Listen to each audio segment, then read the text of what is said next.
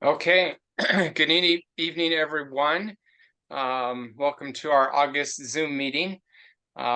It's great to see so many people jumping on this evening. So tonight we're going to hopefully reorientate ourselves to the fall league season, our time in which we have the most games of the year. And I know a lot of us will be very busy out on the pitch, helping to get those games covered. So I want, the purpose of these meetings is to share information, but to answer questions. And so please, as we go through tonight, feel free to throw a question into the chat, or feel free to raise your hand, and Wayne's going to help me kind of monitor both things, and so we can get your questions answered. We're going to talk tonight about not only the regular league rules, but also go a little bit more in depth in regards to high school, as we start off the high school season and actually have a few new items that we need to make sure we cover. So with that, I'll share my screen and we'll get started.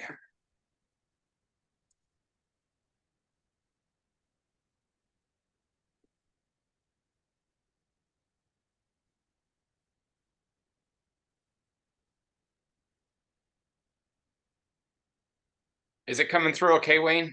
Yes, it is. Perfect. Okay, so here's kind of our agenda tonight that we'll kind of walk through. I have some information on high school, but Ryan's going to elaborate a little bit more. He participated in the MPSL coaches meeting last week, and based on what he shared with them and what they shared with him, I think he's got some good information for those that do officiate high school. But I think for anybody who officiates, you'll find any of this information tonight very useful. So as we get the year started, I know that there are some individuals who haven't are new to officiating and probably are still getting used to our platform. So I always like to be able to share our the platforms and where you can find information. My screen's going to look a little bit different than probably others. But I think what's important for those that are looking for games, it's always good to find that inquiry screen, so that way you can see what games are available. After you get done doing a match, when you log in, you'll have a list here of which misconduct, or I'm sorry, which match reports you need to enter so you can get paid. Entering those match reports sooner than later is good, so we can pay you timely. Now that we're paying twice a month, the second and fourth Fridays of the month. If you do have a misconduct, you can find that underneath your referee tab, and then the misconducts link. And when you get to this page, you'll see all my misconducts I've written in the past. But you're just going to want to start a new misconduct report, which you can do by hitting that prompt, entering in your match number, and then it will give you the screen that you need to fill out the details in order for that misconduct to be reported. Another feature on the website that we're trying to use is this what's new over here on the right-hand side. We're trying to provide you information that's relevant as an official. So we have our monthly Zoom meetings there. Any of our upcoming academy events that are being assigned off of NSO, you can see that there are lots of high-level youth games that are being assigned over the next couple months from the Northwest Soccer officials website. Tournament season is winding down. As you can see, we just have one more for the summer next weekend at Starfire, and then the next one won't be till November, Thanksgiving, and then before we'll know it, it'll be Winter Classic in January again. So this is always a great spot to look for information in regards to what's new and happening in the referee community. I think I might have hit all the things that I had for my what I wanted to hit. Did anybody have any questions in regards to the Ridge Star functionality and being able to use it to get games and do your match reports?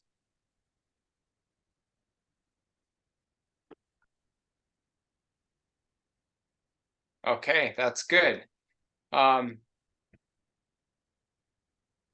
Arbiter, just want to make sure that everybody who's starting to use Arbiter, one, you got to make sure you get that are doing high school games, make sure you get certified by completing the 5 different training requirements.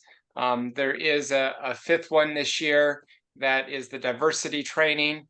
It does take an hour and a half. It's broken up into, I think, like 21-minute chunks. So you can, if you can't sit for the whole hour and a half, you can walk away and come back to and pick it up to complete it. But once you do have your training done, you'll be able to go into the schedule tab and be able to very easily find out which games you can self-assign to by hitting the self-assign button. The cool thing here is that if you're a member of more than one group, you can switch between the groups. So I could go see what games I can self-assign to Pierce County or to the Washington SOC refs group. But once I click on the NSO, if I hit search, it will then come up and give me which games I have that fit into my schedule that are available. Now, one way to make sure that I'm not going to bug you and or games that you're not available for is through updating your blocks. So in that block screen, you can come here and then click on a day and be able to say on August 24th, I can either block that whole day and or I can block part of a day. And once I hit block part of the day, it'll give me time frames that I can be able to select from. And then when you do get done with your match for the day, you'll want to come back into schedule. If you have it on future, you're not going to be able to see it, but I'll just go ahead and hit past and you'll be able to see real quickly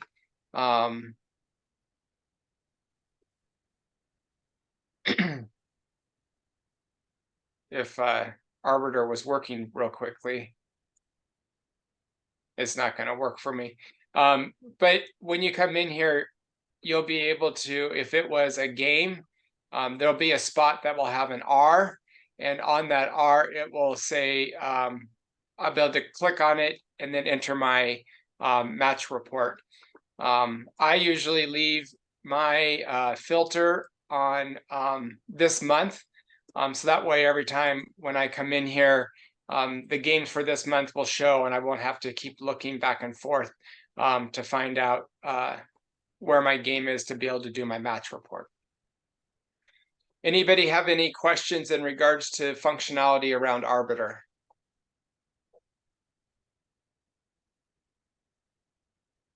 Richard? Yep. Were you going to explain how to share your blocks and such with the other groups? If I share your blocks, help me, Brian. Go to your profile. Sharing.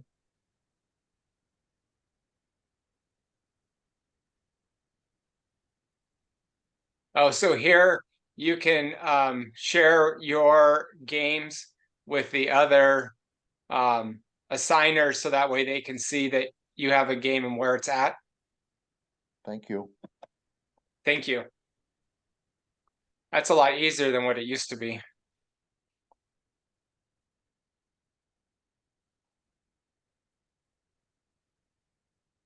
Okay, I think that hits the Arbiter pieces.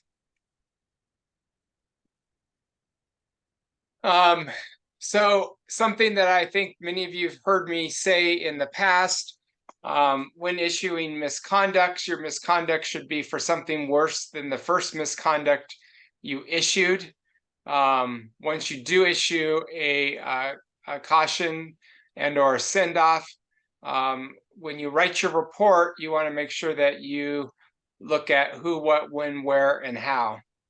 And I believe for anybody who would like further information on how to write good misconduct reports, our February Zoom meeting, which is on the NSO YouTube channel, does go into some detail and gives examples of good and not so good misconduct reports. So I encourage anybody who wants better information on how to do misconduct reports to look at that Zoom recording.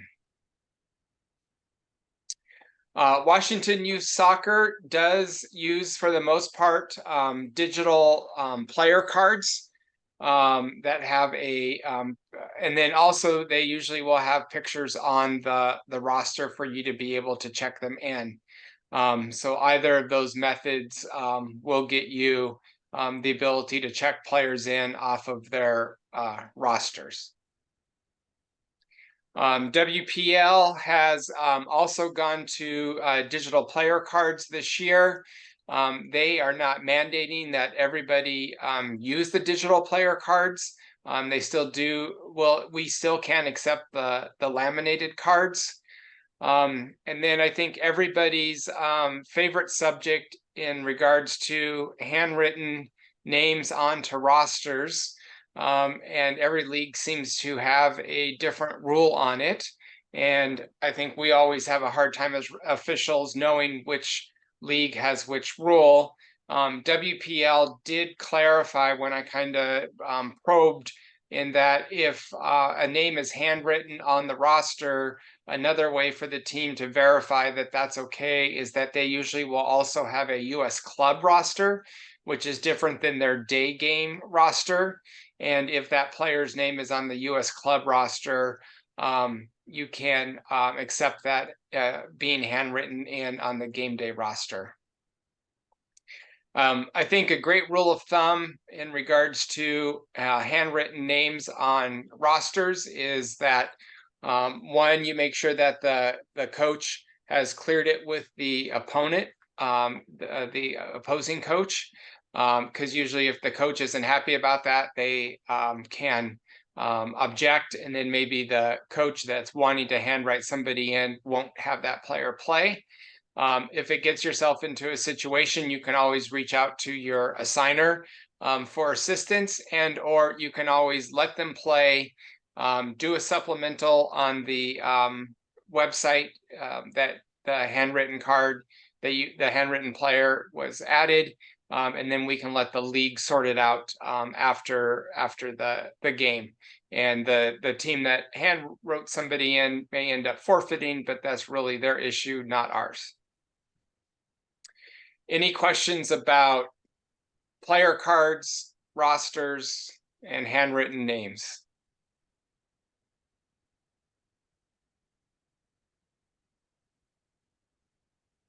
Wow, it's a quiet group tonight. Okay. ECNL, make sure that you know the correct length of the U14 games. They are not 35 minutes. I believe that they're 40 minutes. When you get done, we need to make sure that we're providing the completed rosters back to the teams. That's a complaint that we've gotten from our clubs, that referees are not filling out that information and providing it back. I know that many of us do have games in a row, but let's work with our crew to make sure that somebody is getting those rosters completed and getting them back to the managers, and so that way they can report their statistics appropriately.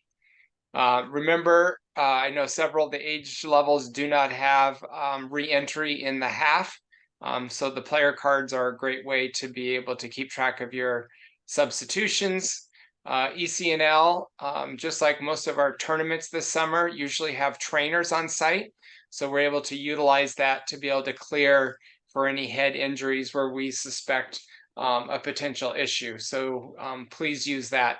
But remember, if a player does go off for a head injury and a player comes on for them, if the player gets cleared, they can come back on for the person who substituted, and that does not count against that substitute. They still have the ability to come in. We do have the ECNL rules on the NSO website underneath information and documents. If you're going to do an ECNL game, make sure that you're making yourself familiar with those ECNL rules, just like our other higher level games of for US Club being the EA and Girls Academy. Quick question. Yep. So the no re-entry in the half, could you explain that one again?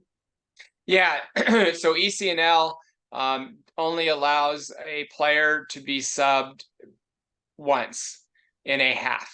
So if I'm a starting 11 and I go off the field because I'm substituted, I can't come back in that half. But I can come in and play in the second half. I see. Thank you. Yep. Richard, Yep. at appropriate time, there was a question in the chat. You mentioned about a supplemental report and where to find that. So that was the question. Where can you find it on the website? That's a great question, and let's head there real quick, because it's one that I get asked a lot. If you actually go into your misconducts, like we were looking at earlier, and I showed you how to create a new misconduct by hitting that prompt, you also can do a supplemental with this link on the left-hand side under the misconducts tab. And here you are able to then do a new supplemental report by also clicking on this prompt to be able to create a supplemental report. And again, you'll just use that match number to be able to retrieve it.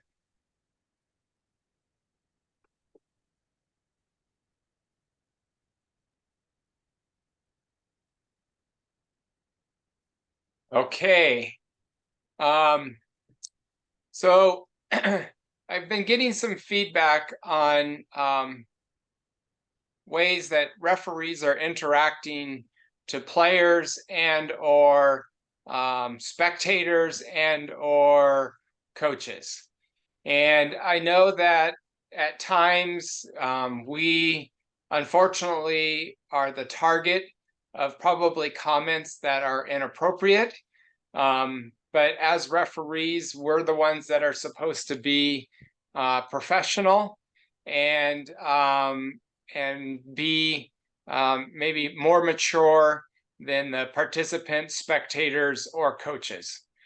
So I just caution all of us that although sometimes by the third game of our day, sometimes we want to say things because we've heard them said on the pitch or around the pitch, but I really want all of us to think through that a little better and maybe say it to ourselves and then come up with a better response to the spectators, parents, coaches, and or players. I think one of the ones that I'm seeing a theme with our referees is when we have injuries. And I think part of the problem here is that we have spectators and parents who maybe don't have the knowledge of the laws of the game, but they have a hurt child that may be their child on the field, and so everything should come to a stop for them.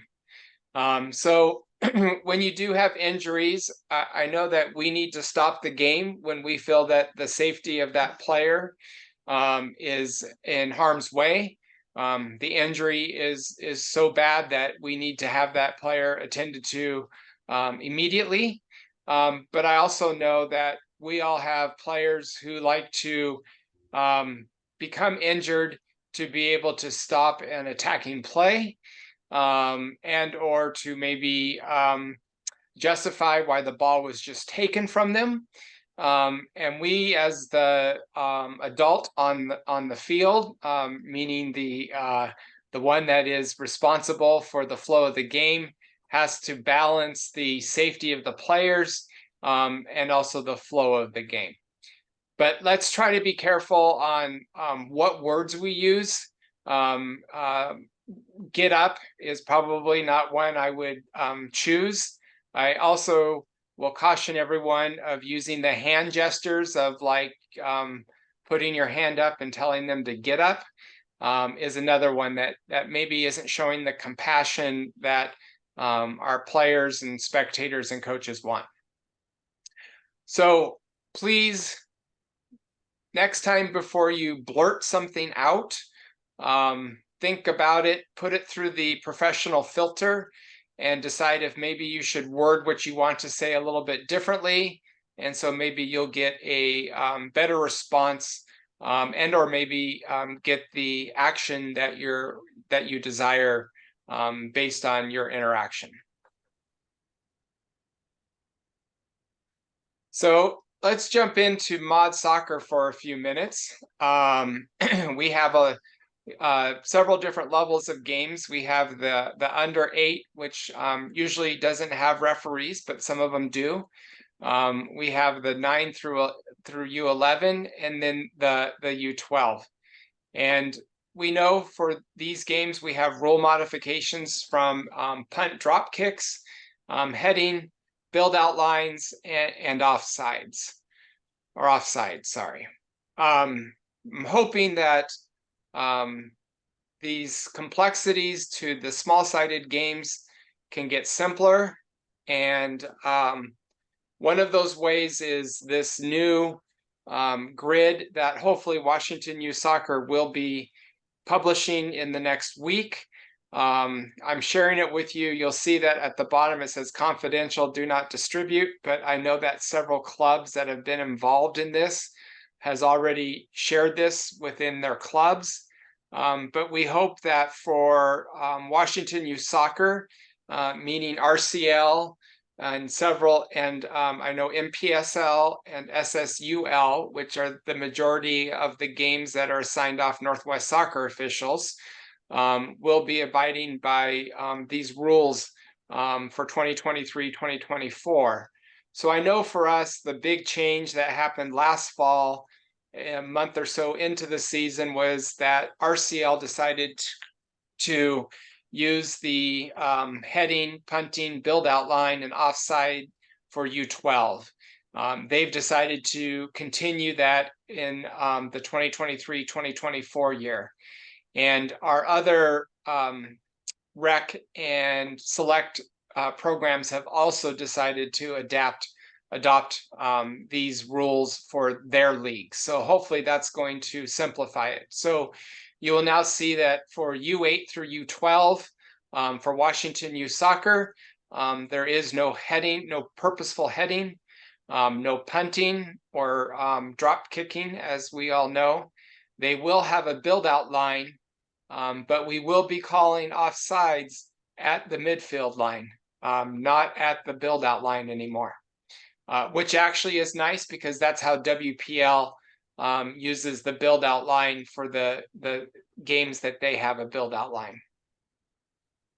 And then of course U13 and above still continues to follow the full-sided game rules. So the nice thing here is that whenever you're on a modified size field, you'll be utilizing the same rules for those games no matter what age it is. Richard, there's a question in the chat about, is this different from US Club?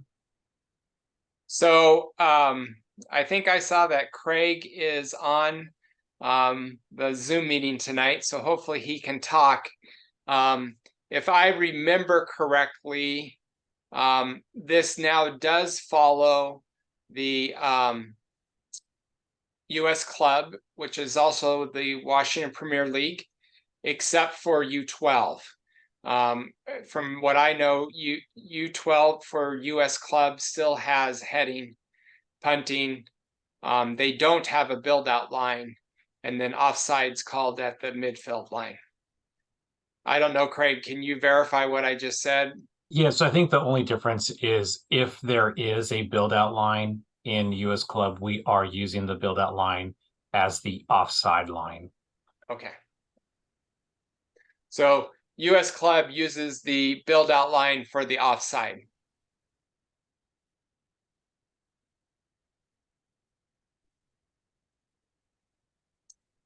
Okay, any other questions on our new rule modifications for Washington Youth Soccer this season? Richard, can you clarify what league goes by the U.S. club rules? That's WPL? Correct. Okay. And so every other league besides WPL at U12, U11, because they use it. If there's a build out line, offside is still at the build out line just for WPL. Correct. Okay.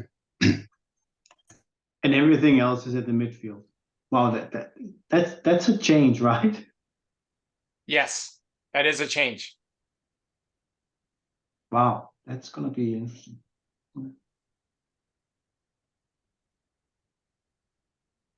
And once this does get finalized, there will be a communication that will go out to all referees. So you hopefully will see that here in the next week. Okay, I'm going to keep us moving along. Back to one of our favorite subjects, air quality. I know that the Titans tournament in August already got hit with hitting that 150 air quality index. So this is a topic that we also talked with Washington Youth Soccer in regards to trying to create some better structure around the canceling of games because of air quality. So the home team is the one that makes the decision. They make it anytime during kickoff. We will be using Air Now as the official source of the information for air quality. And then once it reaches 150 or above, the game would be postponed, and in-game decisions would be made at the field. And you could at halftime potentially have somebody say, "Oh, look at the air quality is now over 150," and you would not be playing the second half.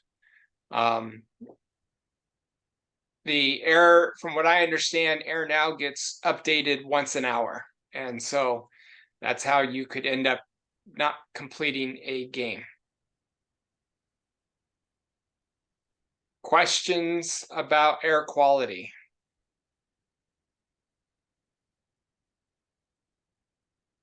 Hey, Richard, if we do have a game that gets suspended, say at halftime or 10 minutes into the second half due to air quality, do we write a supplemental for that as well? Yeah, that would be a good thing, is to write a supplemental. So that way, if we have anybody who asks questions in regards to determining the outcome of the game, we would have that information in our supplemental reports. Richard, it's Yes, for Peter.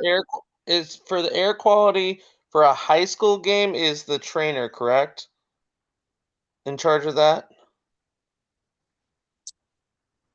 Ryan, I believe, is on the call, and I think, did they talk at all about that at the coaches meeting? Ryan or Brian? Ryan, but Brian, if you have an answer, we can go with it. We did not talk about it at the coaches meeting. Many high school games will not have a trainer at the field. Brian, there is an official WIAA answer. Yes, there And is. do you have it off the top of your head, or do I need to pull it? I'm gonna answer Peter Strawn's question. Thank you. No. The trainer does not make the decision. Prior to game time, the game administrators, home team, make the decision. Makes the decision. Yep. After the game starts, then it's on the referees. However, all the professional, common sense referees that are going to be out there on these games will be working with game administrators and coaches after the game starts to accommodate everybody. Thank And you. Brian, do they use the 150 mark as well, or is there an official mark? I have not heard of an official mark or an official site. It's until I hear otherwise, it's on the home team's game administration and coaching staff. Okay.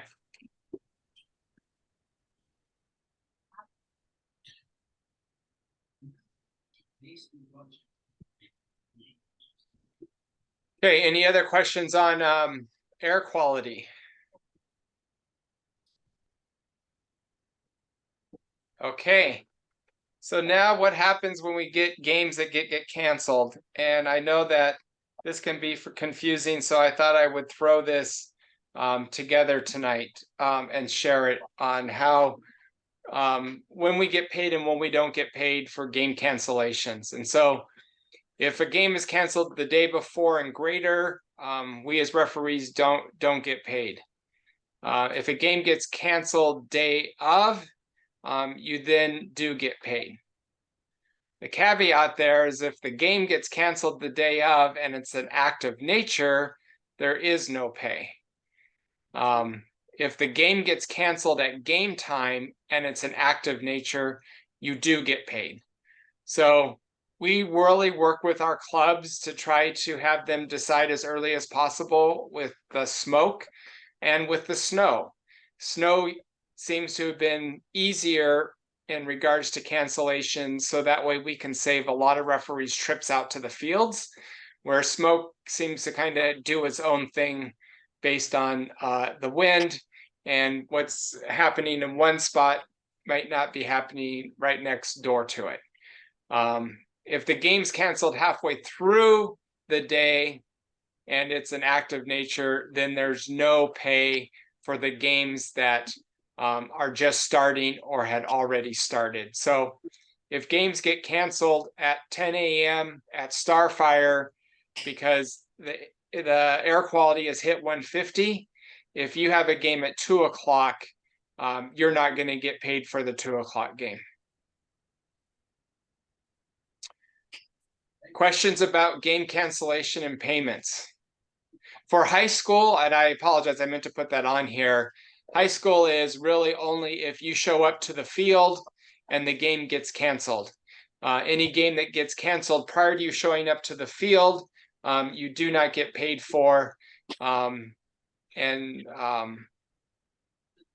I encourage people to always be checking your website of where you're being assigned a game to know before you go, because checking your games on Friday night and then getting up Saturday around 10 and going to your 12 o'clock game, a lot of things could happen. So you should be checking before you go to your 12 o'clock game to make sure there hasn't been changes. Brian, did you have something to add there? You are partially correct when it has to do with a school game. Okay. There's something in the statewide agreement. I'll let everybody read that if that's what they want to do. However, they have a certain period of time to cancel it. Let's call it 2 hours. Let's call it a 2 p.m. game on a Saturday. If they cancel it at noon, and it depends on the relationship that you guys have with your schools, those officials could easily get paid for that. There's that travel consideration to take into play. Hopefully that wasn't too nebulous. Nope. It's exactly what we do. Okay, Wayne, any other questions on the board, or am I good to move on? No, we're pretty good now. Okay. Remember high school and players' equipment. It's the coach's responsibility for ensuring that they're properly equipped. You generally would give the coach a caution if they're illegally equipped. I encourage you to be proactive so you don't have to issue cautions for equipment, and or creative in solving your jewelry problems if it didn't get taken care of before the game started. All equipment must be safe. And for you, those of you who do high school, there is a 2-page document that gives you further detail. I know this will lead us right into the youth games jewelry. As we all know, jewelry is not allowed, and the laws of the game have even gone further to state that players cannot put tape over their jewelry in order to make it safe. And when the player tells you that the last referee told them it was okay, I just want you to assume that you're probably only getting 10% of the truth, and that you should continue to tell them that the laws of the game state that you cannot put tape over your jewelry.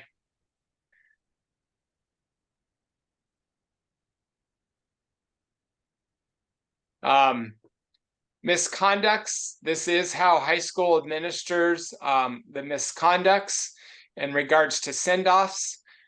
For second cautions, those players are just suspended for the remainder of the game. But we do have to submit that ejection report for the second caution. When someone is sent off for violent conduct, they do get a suspension of 20% of the games played. And serious foul play often is a 1-game suspension.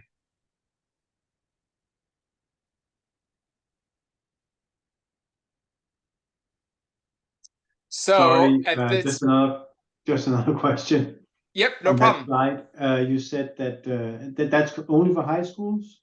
Because Yeah, it said this is home for teams this will is wear dark and the visiting teams will wear white. That's kind of reversed, right, from the other games. I'm sorry, ask that again. So your last bullet point says that the home team should wear dark and the visiting team should wear white. That's kind of opposite of what we have in the normal games, right? So that is for high school. The home teams wear the dark colors and visiting teams wear the white. And if you could tell me how youth teams decide who wears which color, I would be it would be great to understand that, because I've yet to come up with how they decide it. Also, all the tournaments that I did this summer was home teams were wearing white and the away teams were wearing black. Yeah. And that seemed to be pretty well kind of established across all the different leagues and teams. Okay.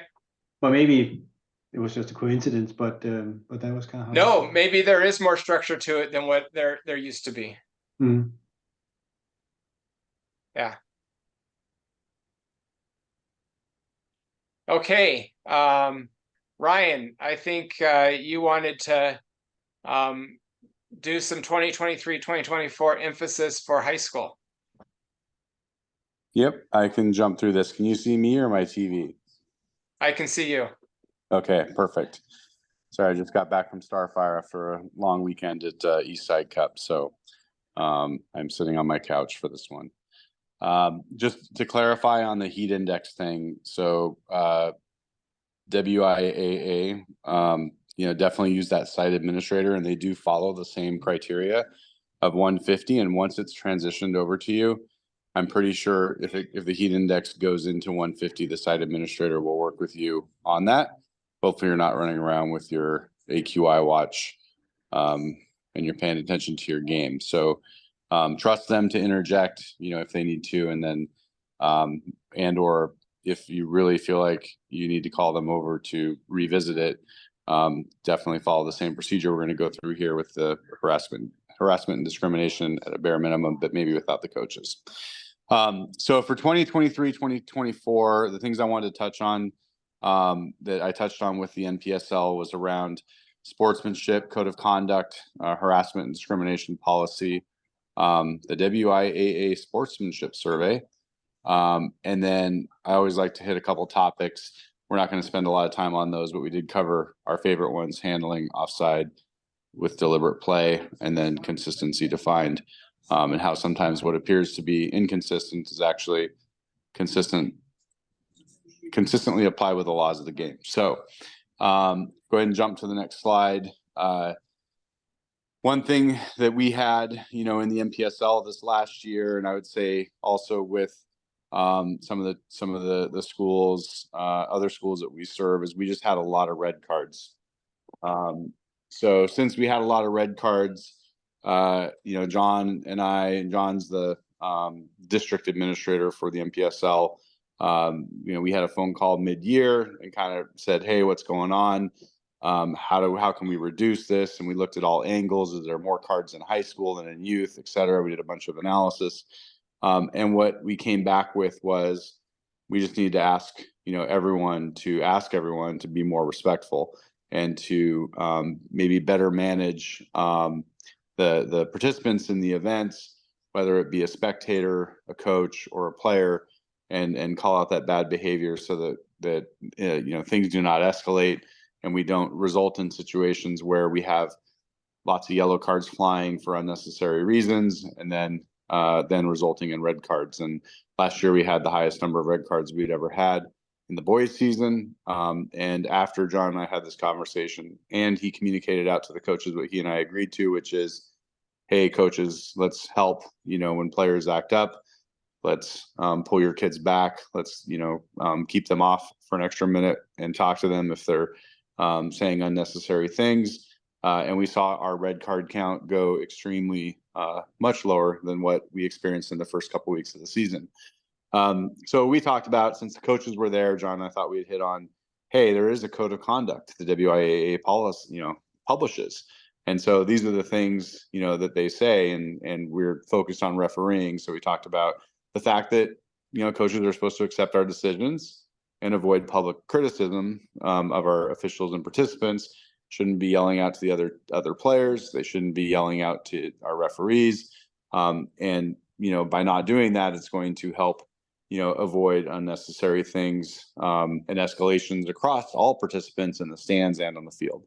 And if you go ahead and jump forward one more, we also talked about the fact that, hey, officials have a code of conduct. And I wanted to share this with us because it talks about publicly shaking hands with coaches and our both teams before the contest. Introduce yourself, have great sportsmanship with the groups, never exhibit emotions or argue with participants and coaches when you're enforcing the rules. So if you made a call, you don't need to argue with participants on the field that you feel like you made the right call. Just make the right call, move on, get play started as quick as possible.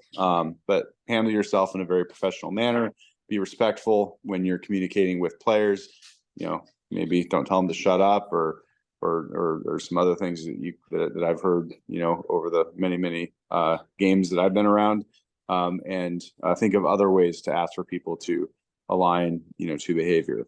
Go ahead and slide one forward. Believe it or not, participants have a code of conduct, and this is what the players, I believe, all see as they sign up for their sports. And then go ahead and jump forward. Don't argue with game officials. We have spectators, and we ask that they refrain from making negative comments, about officials, coaches, participants. So there's an expectation for spectators. I'm pretty sure they don't sign that as they walk through the gate, but it is there, right? So we want to make sure we do know that it's there. And I think schools are going to be doing a lot this year to make sure they understand that there are expectations at the pitches. Go ahead and step forward one more. And we have administrators. They're expecting someone to be the administrator on site.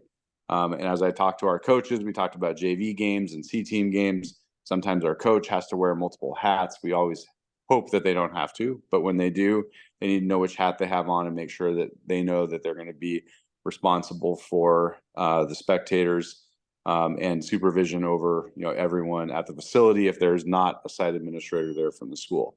And this becomes very important as we move on, and talk about the other things because the site administrator is one of the people that we'll be interacting with as officials as we, take action on anything that comes up during our games. So that's the code of conduct. If you jump forward one more, maybe there's one more. Oh, no, there's not. So then we get into the discriminatory behavior policy, from WIAA, and this is where, and we're asked to participate in this. And depending on how the issue gets raised to us, we have different ways that we need to respond. First it talks about derogatory cheers, chants, slurs directed at teams, individuals, or referees. I had the last one. Hateful comments of any nature that may relate to race, ethnicity, gender, disability, religion, and age. And then on court field interaction between a coach, an official, a participant, and a crowd that are derogatory in nature. And I added the bottom sentence that, personal, directed, provocative comments will not be tolerated. That is the discriminatory behavior policy. That we want to see that stuff leaving the game. And then we have different ways that we have to, put this into practice. And I'm talking about this because we did have a couple of issues come up last year. And Richard added a slide with the stuff, and I'm not prepared to talk to that because I had my bullets, but I like the picture better than the bullets. Okay. Because it kind of leads us through the process, and hopefully will make this easier to understand than the text. Hopefully most people recognize this because this was in the training material that WOA provided us. Yep. Yeah. And we're going over this because we want to get it right. I think in spirit we covered everything, and we mostly followed this, when we ran into issues, during our games. But basically, if I'm going to summarize the slide, it's a lot of information there, but if you are I'm going to step into my office, sorry. If you are the official and you hear it, you must take action on it. And so that's usually with a red card, a send off, or interacting with the site administrator to ask them to have a spectator removed. So you must deal with what you hear, right? And so it's important that we do that, because when we don't do that, we get phone calls and I will hear, hey, this was said and nothing was done, right? So when you hear it, you must take action. When someone reports it to the official on the field that, hey, I heard this, whether it was from the stands or from another participant, or, hey, this coach said something to me or called me this name, then there's nothing that, there's no action that we can take because our officials didn't hear it. And that includes referee, ARs. But in that situation, you're going to bring the coaches, the captains, the site administrator. You're gonna say what was said, and that we cannot have that said on the pitch, or those actions taken, and any further incident of this, and it could result in the termination of this match. And then the second time, you're going to consult, and you're going to remind them that it can't happen again, and if it happens a third time, it must terminate the match, right? And you may terminate it after the second time, if that decision is made, by the group that we're consulting with out there on the field, between coaches, captains, and site administrator.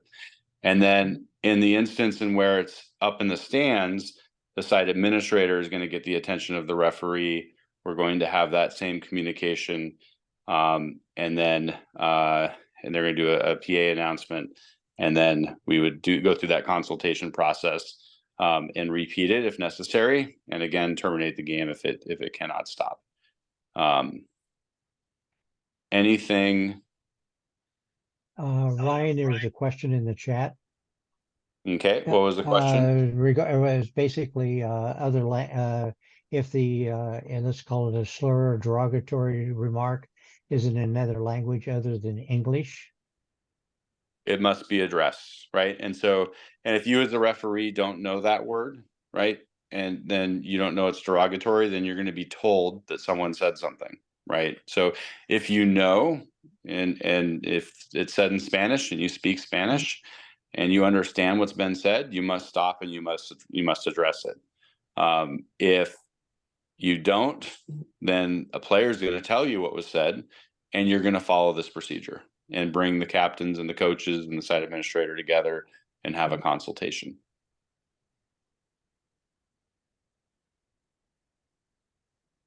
Any other questions? May I clarify? You may clarify. The referee or the ARs, if they hear it, like you said, they take the appropriate action.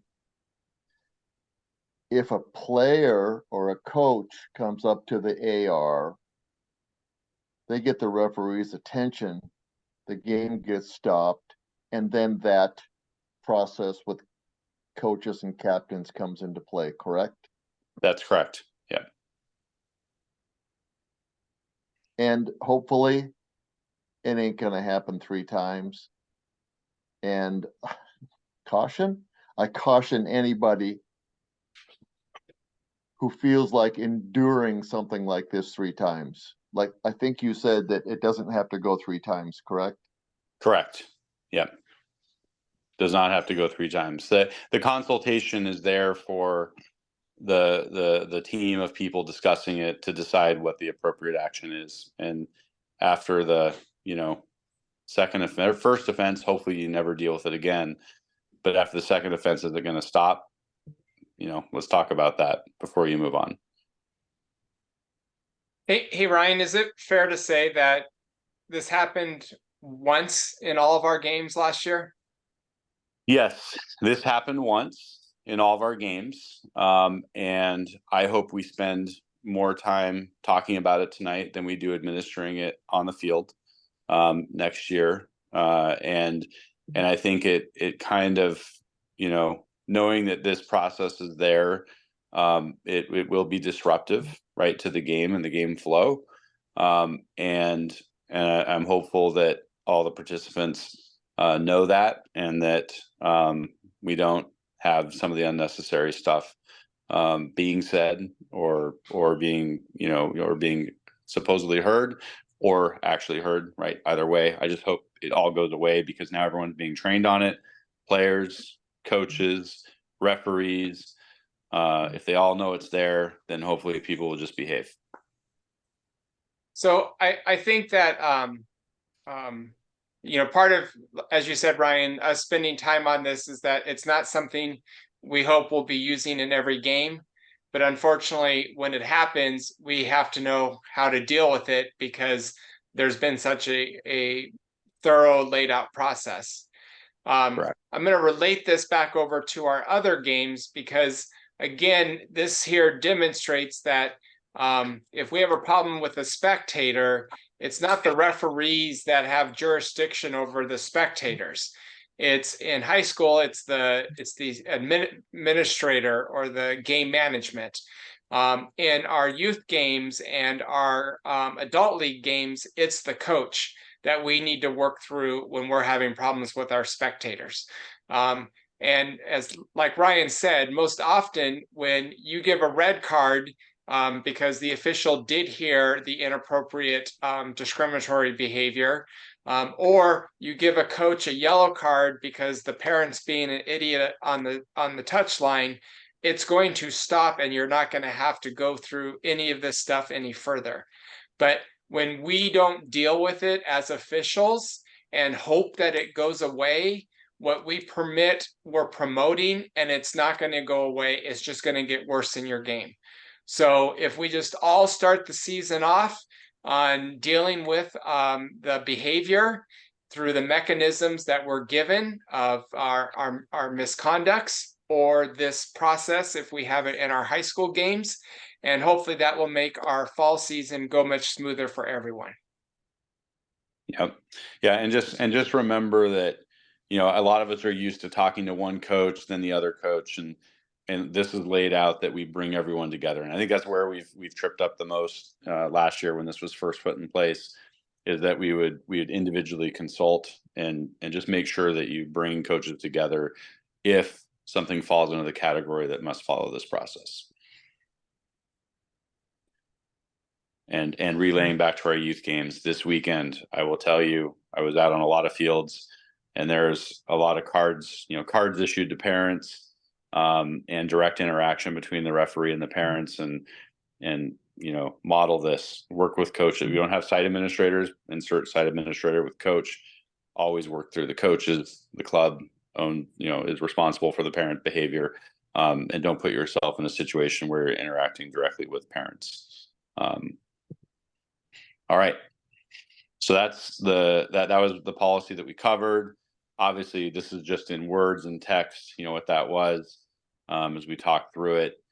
And then the last thing is WIAA has, is making available a sportsmanship survey for referees to submit after matches. And they are not mandatory. However, all officials do have access to complete them. And any, hey, this school was just awesome and amazing, or hey, this school has a ton of work to do, will go to the WOA, and it will also come, to your assigners.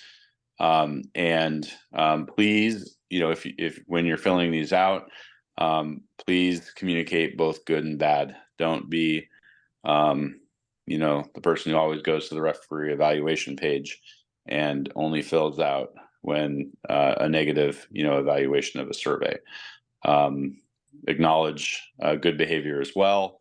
Like I said, it's not mandatory, and there may be follow-ups with the schools in instances where there are sportsmanship issues. We had a few last year. I had a video of food flying onto the field, after a match, and referees being, approached after the game, and those are the types of things that would fall in the one category, right? And then we all know that in most high school games that we do, it's great. I mean, I think they're the most fun. They're the most fun games to do, and so I'm usually happy walking away from them after officiating them. And those are usually the good experiences that we have, and acknowledge those as well, where it's hard, it's fought on the field, and everyone goes home. So Ryan, just to build on that, so this sportsmanship survey is filled out by the referees to evaluate the home team and the away team's sportsmanship. Correct. This will help Ryan and I with problem schools where sportsmanship has opportunities to improve. This also, so it helps kind of to establish the pattern. Please do not use the sportsmanship survey as a way to discipline bad behavior of coaches. That's what you have yellow cards and red cards for. So don't think during your game, as the coach continues to scream at you, that, oh, I'll just get them when I do my sportsmanship survey, because when we go to have a question when we follow up with the school and they say, well, what did your ref do to address the issue? And we're like, well, nothing, because there was no misconduct for it. Then we're kind of we don't have a leg to stand on. So please, this does not replace the existing tools you should be using to deal with inappropriate behavior by coaches, players, etc. This is just another way to hopefully improve the sportsmanship culture of our sports. Yeah. Ryan, I want to go back. There was a question in the chat regarding the procedure if you do stop a game to call the coaches together to talk and have your conference. Is time added for that that conference? I personally would, yes. Yes, there should be stoppage. Yes, there should be time stoppage added time. because Yep. you are stopping the game. Now, Yep. then use your professional judgment based on scores of games on what appropriate stoppage time you may have. Because if you're having discriminatory problems on the field, someone's winning 5-0 and you have only 5 minutes left, you may not need to do another 5 minutes to get through your stoppage time for having to deal with the issue. So use professional judgment, please. Yeah.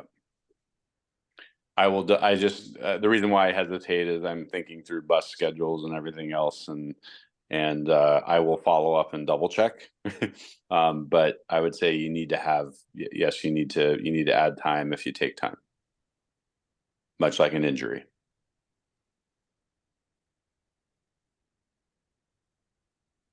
We will send a link to where the surveys are. I think I saw that pop up, and the surveys will come out after you've completed your game. That's right, on Arbiter. Yeah, that's on correct. Arbiter. Yep. And I think I saw another chat. No, there is no discussions of yellow card accumulation for high school games.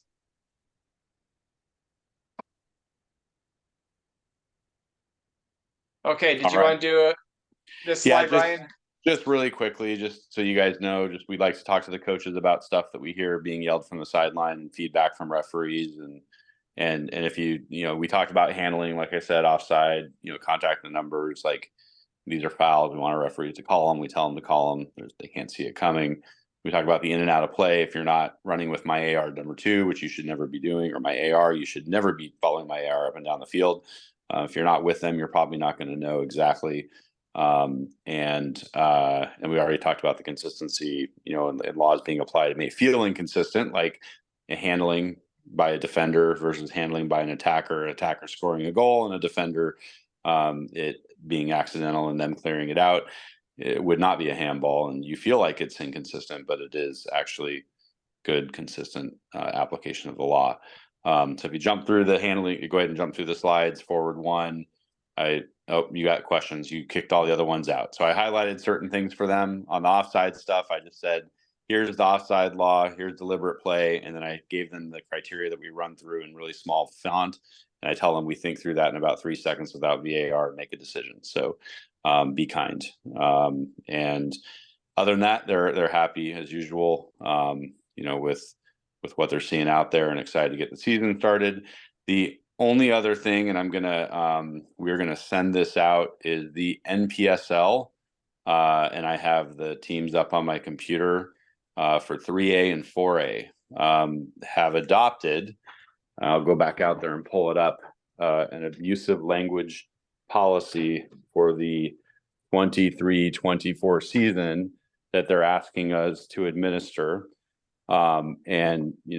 It is basically similar to the college rule several years back, where if a player uses abusive, foul language on a field, even if they swear on the field, they would like to have that player issued a caution. And if they continue, then they'd like to have them issue a second caution. And so that is limited to just the NPSL. And so for those schools, we are talking about Federal Way, Kent Ridge, Kentwood, Tahoma, Decatur, Kennedy, and Mount Rainier. And that's on the 4A side. And on the 3A side, that is Auburn, Kent Lake, Kent Meridian, Auburn Riverside, Thomas Jefferson, Todd Beamer, and Auburn Mountain View. So we will ship that out and make sure that you guys know who all those schools are. And then from the, directly, from their meeting, the policy that they shared was that abusive language will result in a caution that will be called when either a player or team official uses abusive, offensive, or derogatory language before, during, or after a contest that is inappropriate. Language can occur on or off the field of play. Second offense of the same game will result in a second caution and a removal from the contest. And that's what they have added to the NPSL handbook.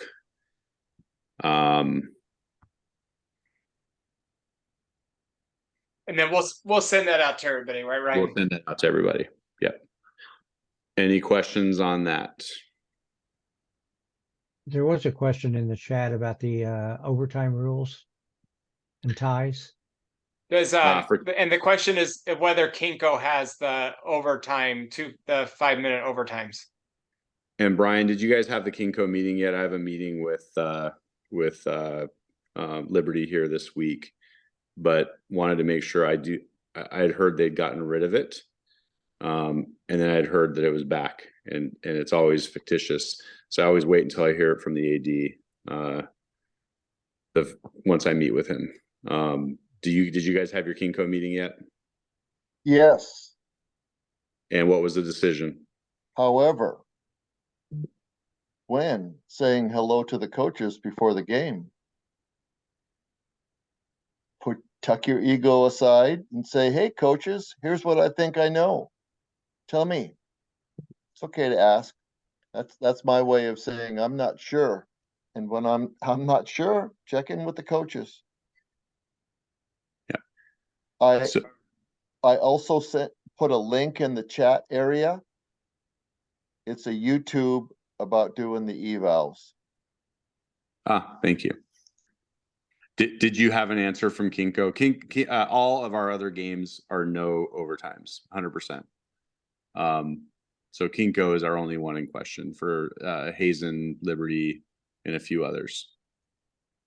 Dave went to the Kinko meeting, and currently I don't have the security clearance. No, Dave and I did not talk about that. Okay, so we'll send an email out to the Arbiter group once we hear back from Kinko, and we'll just break all the leagues out. And there's nothing that goes to PKs right now that I'm aware of. So I saw something flash across my screen about going to PKs. We do not have that currently.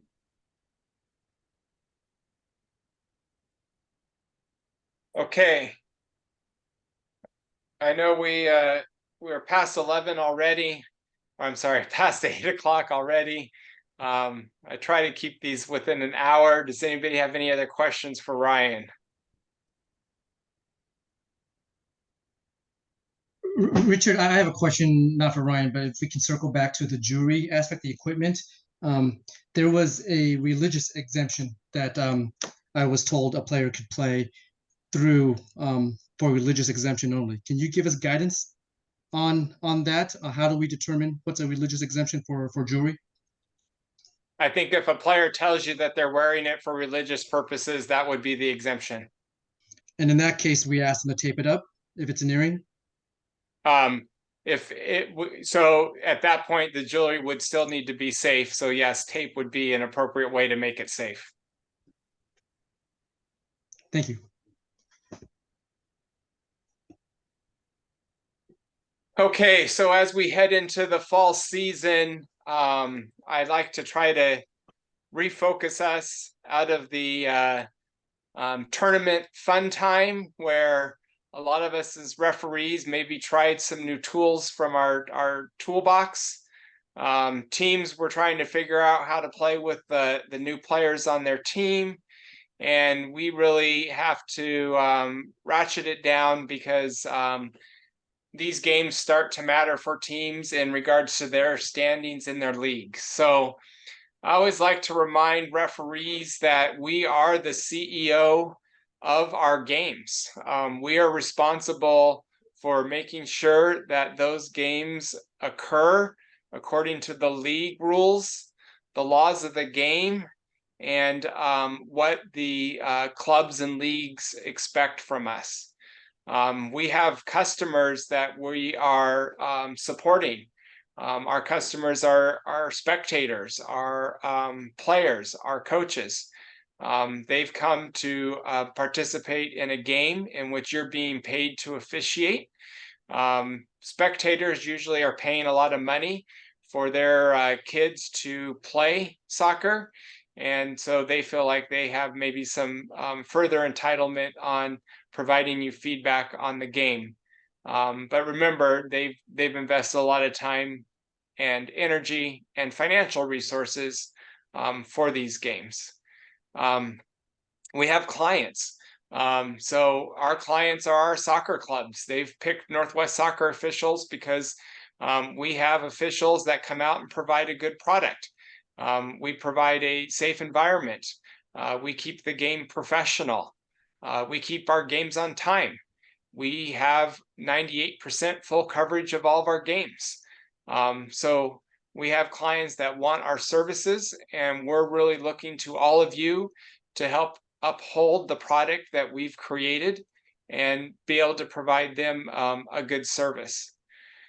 I've talked about how referees at times may need to work outside of their comfort zone and provide a performance. Some of us may be introverted individuals, but we've learned in our games on how to maybe be a little bit more extroverted, either through our whistles by different tones, or maybe being able to have that eye contact when I need to be able to have a direct conversation with a coach or a player to hopefully modify their behavior. So although we may not, the person that we are off the field may not be the same person on the field, that's okay as long as we're providing that good product. And lastly, the position that's really important is the safety officer. We're there to provide a safe environment for the participants to be able to play in. This means that we need to call the simple fouls, keep the games easy, make sure that our games don't escalate to nasty slide tackles because we didn't call simple slide tackles that were dangerous. Making sure that we have, when we have cleats above the waist, that we're calling fouls to clean that up. So as the safety officer, we need to make sure we provide that environment that is safe. And so we don't have moms screaming from the sideline that we're not keeping their children safe on the pitch. So hopefully these, 5 different hats that you wear as an official maybe will help you through your games this fall, recognizing which role you may be performing at that moment in time. So we really have to have good time management, and I'm sure those who have been doing tournaments have learned how to run from your one game to the next. It's important that we get games started on time. Most all the fields that we are at, games are scheduled right on top of each other with not much time in between. If we have games, and if I'm coming to a 1 o'clock game and I don't see any of my crew, or my crew is still doing the 11 o'clock game, I'm making sure I'm getting the teams checked in so that way we can get our game started on time at 1 o'clock. Even though I'm just the AR, I'm making sure I'm taking care of that for my crew. Make sure that we get the second half started on time. We need to figure out how to use personality to get the teams out there, which may mean that if we have a game that starts at 1 o'clock, we start getting them ready to get out on the field at 12:55 because, they have to have one last huddle, and then the players have to have their fancy handshakes and claps and everything else they need to do at the touchline, and then the other one they got to do at the middle of the field. So remember, we got to manage the time. That's what we're being paid for by our clients. So let's figure out ways to make sure we do that. If things are getting behind, we may need to shorten the halftime and letting people know, hey, we got to shorten the halftime because we didn't get started on time. Use the right ways to be able to manage the game time management. Remember, you as an official have responsibility. This is a job. You're getting paid to provide a service to the game. And that means that you need to have a good appearance. You need to have that shirt tucked in, your socks pulled up. When you look professional, you're going to have an easier time with the participants in the game. When you walk onto the field and maybe don't have your shirt tucked in and your socks pulled up, you're giving this impression that you're not paying attention, that you don't pay attention to the details, even though maybe you do. But maybe your appearance isn't matching your personality. So let's give them the full package. Fitness, our ability to keep up with the athletes is important. A lot of our athletes are training, 5 to 7 days a week. What are we doing to make sure that when we get out on the pitch, that we're able to keep up with those athletes on the field. And if we can't keep up with those U16 boys, then maybe we should be doing U14 boys.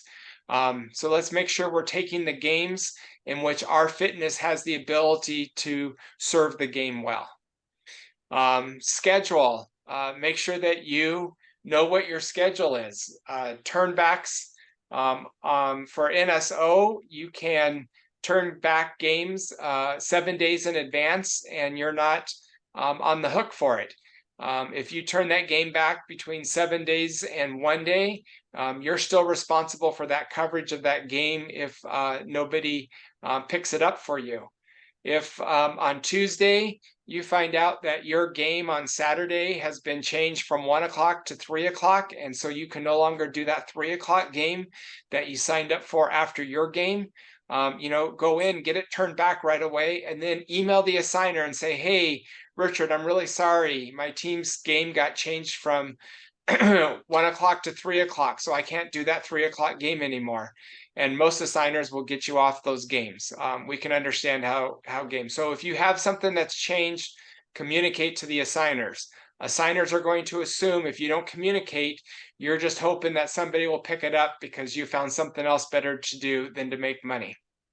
And seize opportunities. I encourage you on these busy weekends, assigners are going to be texting and they're going to be emailing. Check your phones between your games. Assigners will often text referees that they know is at Washington Premier and has a game at 1 o'clock and they're trying to fill a 3 o'clock game. They may text you, and if you are available, you can pick that up, even though maybe that 3 o'clock game wasn't showing as available when you left to go to Washington Premier at 11. Here's some great continuing education websites. You also will find this under the What's New section on the right side of the NSO Ridgestar site. And then what's next? So for those of you, I know most of you probably are on here tonight because you do have a passion and maybe have aspiration to be able to move up in the ranks of your officiating. So, we now have the fall league starting. And before we know it, Rec Cup will happen in December. We'll have Founders Cup and high school boys in February. And then in late April, beginning of May, will be the U10 through U14 and the high school girls state cups. The WPL, Washington Premier League, also have their state cups, somewhat kind of the same periods of time, except for high school boys is in November. But if you're interested in either of those programs, please reach out to me for Washington Youth Soccer and Craig Allen for Washington Premier League. We're happy to get you involved in those state cup opportunities. Most of the tournaments are over for the summer, but of course, we do have this coming weekend that Ryan should have posted tonight for the Labor Day Cup at Starfire. And then the next thing will be in November over Thanksgiving Day weekend. And then before we know it, it will be January and Pac Northwest Winners Classic Tournament. I think the SRC is working on some plans for next year in regards to some of their programs that they will be offering. I know I'm going to guess there'll be an advanced clinic of some type, whether a pro clinic or an advanced clinic in the spring. I know that there is plans for RDA to occur, the Referee Development Academy, the last weekend of July at Central Washington University in Ellensburg. That's a great weekend where refs from all over Washington State get together and for some fellowship as well as some great training. And then for those that want to go to some type of regional tournament, your path to that is by participating in the State Cup activities. And then, of course, fitness tests are always a good thing. NSO sees those as a way to increase your rankings. We just had the last one on the west side of the state this last weekend. But before you know it, March will be here, and that's usually the first fitness test of the year, and there's no time like today to start preparing for that test. This is the referee advancement ladder, so probably a majority of us on this call tonight is at a referee. I encourage referees that are doing or wanting to do either the high school aged youth games and or the adult games to do the referee advanced class. You can find information on how to do that on the SRC website. And then, of course, after becoming referee advanced, you then move to regional referee and then national referee. So as a closing remarks, remember, we're about to begin 3.5 months of games. Make sure that you pace yourself. You're not good for the association or for yourself if on the second week you go down injured because you've taken too many games the first 2 weekends of the season.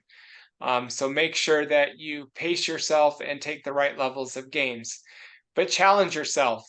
If you've gotten yourself in the comfort level of doing girls U13 games, and that's the highest you can self-assign to, reach out to your signer or request those on the website of getting onto that girls U14 game. So please challenge yourself, keep yourself engaged in the game. Your assigners are a great place to go to for information. And then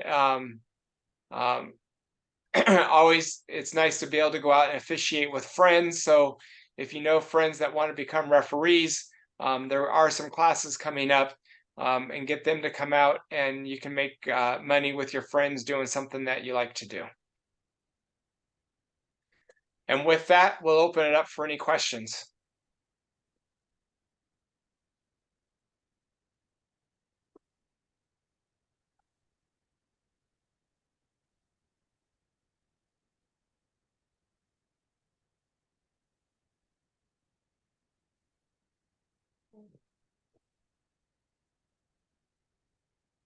Okay. Wayne, any other questions that came through chat? No, well, something just popped up. I think it's just, no, it's all good. Well, great, everyone. I appreciate you spending your time tonight with us. I apologize for going a little long. High school had a lot of new things that kind of popped in the last month here that we weren't completely prepared for. I appreciate you taking the time tonight and wish you all the best of luck. And hopefully we'll see you on the fourth Monday of September for our next Zoom meeting. I know that Taylor Vance is working on getting a guest speaker for our meeting. So we're hoping that that will be there. Okay. Have a good night, everyone. We'll see you on the pitch soon. Hi, Richard. Hey, Kaylee, how's it going? I'm good. Busy. You're- Grad Yeah. school now, so